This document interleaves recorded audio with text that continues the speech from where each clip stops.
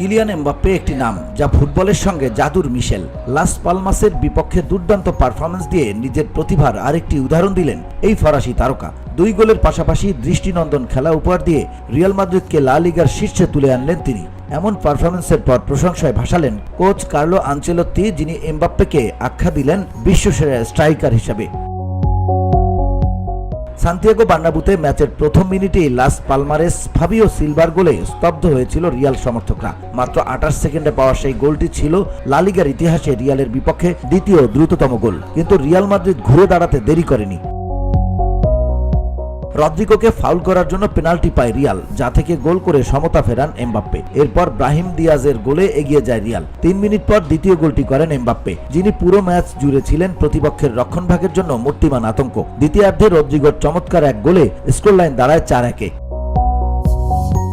লাস পালমাসের বিপক্ষে 2 গোল করে Mbappe club ক্যারিয়ারে 300 গোলের মাইলফলক পেরিয়ে যান। এর মধ্যে 18টি রিয়াল মাদ্রিদের হয়ে, 27টি মোনাকোর হয়ে এবং পিএসজির হয়ে করেছেন 256 গোল। তবে সংখ্যার চেয়েও বেশি গুরুত্বপূর্ণ ছিল তার মাঠে উপস্থিতি। তিনি শুধু গোল করেননি, প্রতিপক্ষের বক্সে সর্বোচ্চ 12টি টাচ এবং 5টি সুযোগ তৈরি করে মাঠ মাতিয়েছেন।